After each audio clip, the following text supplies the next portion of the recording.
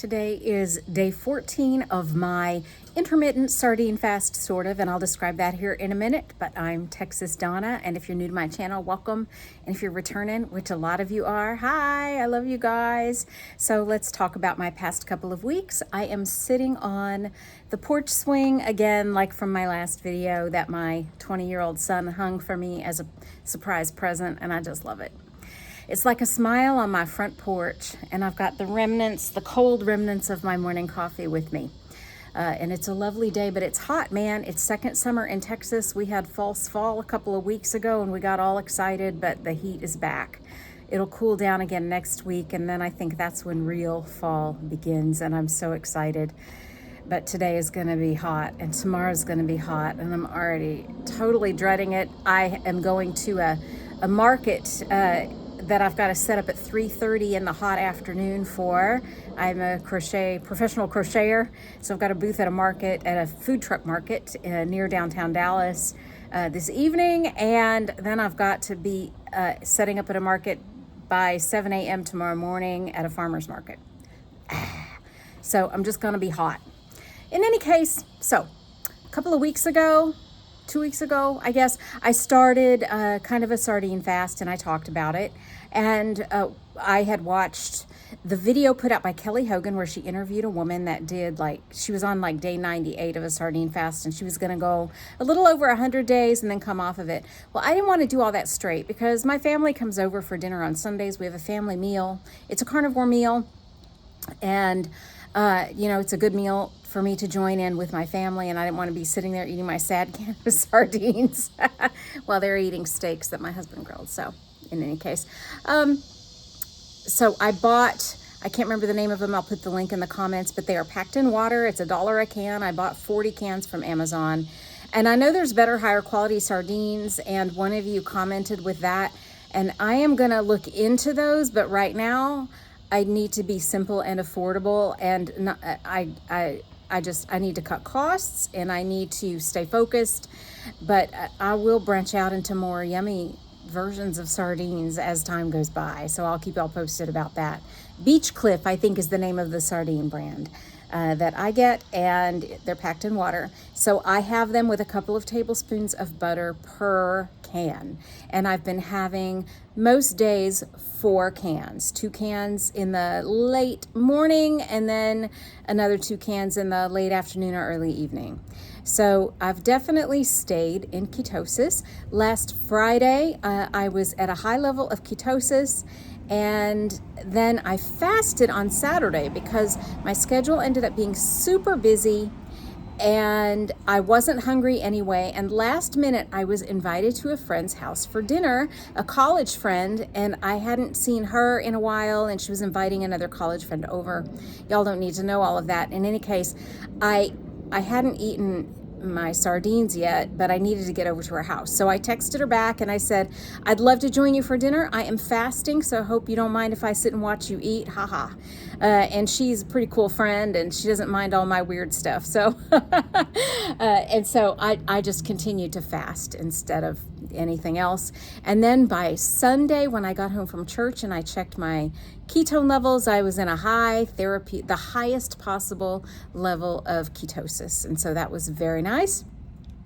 I am in moderate ketosis this morning, and I think it is because yesterday morning I had this 2 cans of sardines with the butter mid-morning, and then I wasn't hungry. Mid-evening, I got very hungry. I didn't want to go mix up more sardines, so I had a bag of carnivore snacks, and that was a lot of beef and some salt fairly late in the evening, and I was totally at peace with eating those, but I figured the protein in this might affect my ketosis in the morning, and I think it did. So I'm still in ketosis, and it's moderate, so I am not complaining. And also my blood glucose was at 90 when it was much lower a week ago, but again, I think first of all, I took my reading an hour earlier than I did last week, and so probably that dawn effect was still happening when I took my readings this morning. But anyway, I'm not worried about it. Moderate ketosis is fine with me. I do not know if I'm going to fast again tomorrow. I might, because I really kind of liked what that did for me. So, we'll see. I'll keep you guys posted. I talked about some pants I thought I'd be able to get into this week. The pants definitely fit me, but it's not now this week when they didn't last week, but it's not a comfortable fit. So I am hoping for a comfortable fit of these. These are the pants that are kind of my marker. I'm going to weigh myself on October 1st, like I talked about.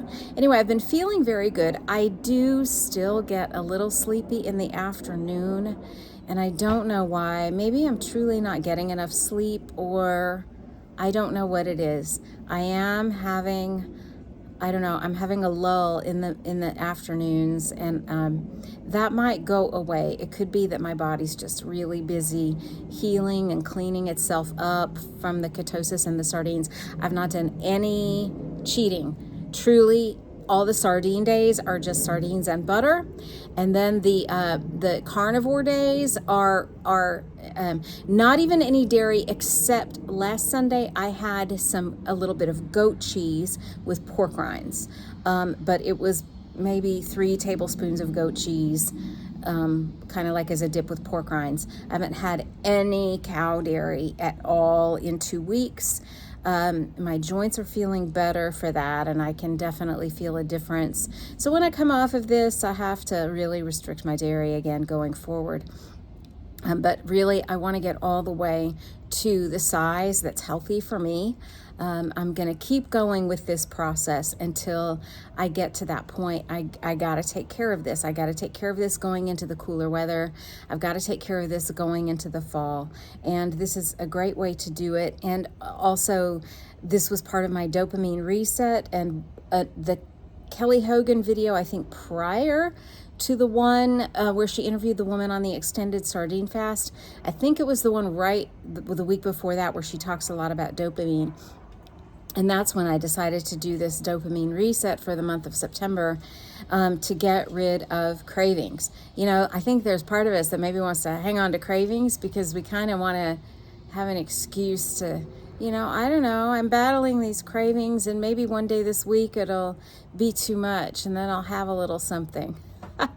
There was even a little resistance in me to getting rid of the cravings because I was afraid of letting go of the food that I would eat to satisfy the cravings. Aren't we funny creatures, we human beings? In any case, right now I am looking at a bee in a morning glory blossom on this bush right in front of the front porch swing, and it's so beautiful. And I know it's an interruption, but it's a gorgeous little moment. I'll have to tell my son about that his little porch swing is letting me observe that little moment. So thanks for observing that with me. In any case, that's what's going on. So my cravings are gone again, except for cravings of suggestion, meaning if I go into the grocery store and they've got all their pumpkin spice whatever things out, well, yeah, I want that, but it doesn't dig into my brain, and I just walk quickly past the stuff. I've also had a weird desire to drink a little bit of alcohol. I've never had an alcohol problem or anything like that, but I have had a couple glasses of wine here and there in my life. Not so much on carnivore. Like maybe once or twice a year I will have an alcoholic beverage. But I was passing through the wine aisle in the grocery store on the way back to the meat department, and I saw some rosé and some Prosecco, and it's hot, so those would be things I would drink, if I were to get something. And I was like, oh, I would like a little relaxation from a glass of that. But I just kept walking fast and didn't indulge that, obviously. So I'm just avoiding that. I just knew that if I even had a little harmless half a glass of rosé, that it would affect my sleep. It would give me indigestion. It would make me feel like the morning after, like I'd been on a bender. I just know. It's just toxic. Alcohol's always toxic. And there might be times in our life when we can kind of tolerate it, or we're willing to deal with the baggage from it, just because we wanted to celebrate something the night before, just in our normal lives. I'm not talking about if you really have to avoid it due to an addiction or an extreme health problem, but just in kind of our normal lives, sometimes we just want to have that. But when you're really healing your body, you have to make a decision. You have to make a decision. am I going to pause the healing for, I mean, if you have a drink, it could take your body a while to process that, and it pauses everything else until your body has fully metabolized the alcohol. And most of you guys that are watching this channel already know that. You know that any glucose processing gets put on hold. Why? Because your body does not want that alcohol in there. It stops everything to get that out of your system. There is no way in which it's healthy.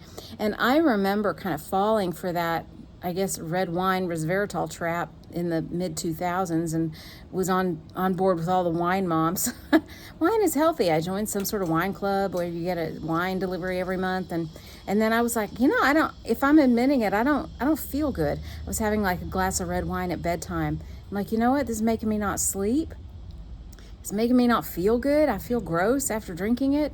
I think there's a lie going around out there about the benefits, heart healthy benefits of red wine.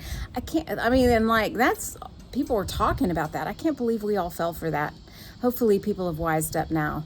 And the fact is that alcohol is always a toxin. It's always a toxin. Just like sugar is always a toxin. And I would never tell anybody never to drink or never to eat sugar. But you got to make a decision. Okay, I'm going to take in this little bit, and it's going to have an effect, even if it's an invisible effect and I don't notice. It's doing something, and everybody's tolerance for it is different, and then you make your own decision about it. So in any case, I'm pretty happy with where I'm at right now. I've clicked into a new, sorry, my hand is blocking the little camera there.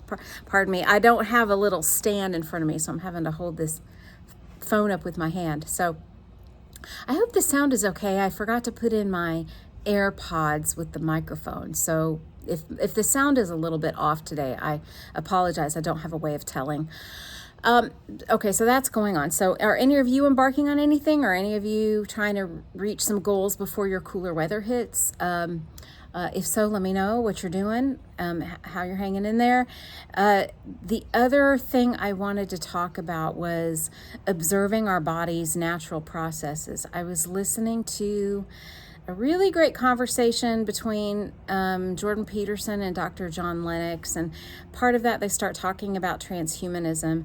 Now, several years ago, my husband would talk about transhumanism around the dinner table, and me and my sons would roll our eyes. You're being dramatic. This is ridiculous. You're being paranoid. And it turns out that every paranoid thing we laughed at my husband about turned out to be he was ahead of the game on it. And so now I listen to things about transhumanism, and I apologize to my husband for making fun of him or asking him not to talk about it. But I also listened to an interview with Nicole Shanahan, who was RFK Jr.'s running mate when he was running for president. So I was just listening to her, a philosophical discussion that she was having, and then pairing that with Dr. Jordan Peterson and Dr. John Lennox. I think the video is from 10 months ago, but I thought it was new, and I started watching it this morning. I haven't watched the whole thing. And there was a discussion in both kind of videos about death and our lack of willingness to accept death. I'm going to have to switch my hands because my right hand is going to sleep. And I was just kind of combining that with my own thoughts on death and life and our body's natural processes and all of that. And I see two extremes of a tendency to avoid death and that are unnatural, I think. And one of these is this transhumanist idea where if we can somehow convert our bodies to be slightly less human and therefore slightly less vulnerable to natural processes, we can avoid or greatly prolong death, put death off longer than is natural. And then who wouldn't want that? Because everybody likes life, right? So that would be okay. And then the other was, in what I perceive as really drastic and not good reactions to certain events that started happening in 2020 and persisted then for another 2 years, and in which we were so afraid that we were so afraid of death that we gave up life, is the thing. And I think when you trade part of your humanity to make yourself less vulnerable to death, you're not doing it. You're prolonging death, but you are decreasing the life that you're living in the meantime. And the same with our response to medical situations going on. We just decreased the life that we were living, and I don't really think it was worth the trade-off. I look at the effect it especially had on my younger son, who was a teenager at the time, and I'm appalled. I'm appalled that we did this. You can disagree. I think a lot of y'all are on the same page as me, though. But we also don't want to live in a cult of death. It's like we want to control death. We want to absolutely control it. We want to, if we want it to happen at the very beginning for our own convenience, we will do that. If we want to, we don't want to go through natural processes at the end, and we just want to hasten when that happens, we do that. And then if we don't want any of that, we just try to stop it in ways that are not natural. When really the way to live is, first of all, to live in healthy situations that honor our miraculous bodily processes that we were given, that are a gift to us, and embrace all of those natural processes. And I'm sorry to say that eventually one of those processes for all of us is the end on earth. It is. And I want that to be when I'm very old, but I want to prolong it by honoring the natural processes that are here, that are with me. I don't want to eat foods that my body doesn't even recognize as food.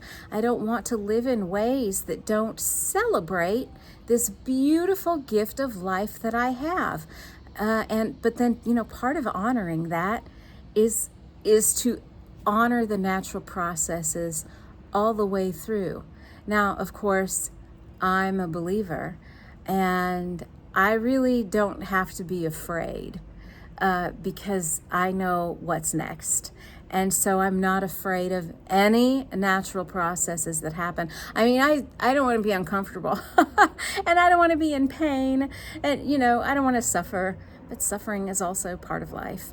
Why am I talking about this? I'm healthy and I'm fine, and everybody in my family, as far as I know, is fine and healthy, and I don't expect to participate in any dangerous activities today that jeopardize that, and my prayers are with the stability and safety of everyone. But I thought, well, you better tackle this and embrace it and deal with it while you're healthy, and while you can deal with it with cheer and a sense of humor and some clear thinking before real choices face you. The lawn people from 2 doors down have pulled up, so I wonder if some loud lawn equipment is about to start. But I'm almost done with what I want to talk about anyway. So what I'm saying is, embrace your body's natural processes. Embrace the food you're supposed to eat, the activity you're supposed to participate in, the thoughts that you have control of in your mind. Cultivate those that are life-giving thoughts, life-giving thinking. Embrace those things and be well, and they are. There's the weed whacker is turning on, and that's going to be unpleasant for us to listen to. So I'll post another updated video, I hope, in a week. And I hope to post more progress, and I hope that you have progress and that you're healthier and more vibrant a week from today than you are today. And I love you all very much. I'm going to cut this off while the noise is. Bye-bye, y'all.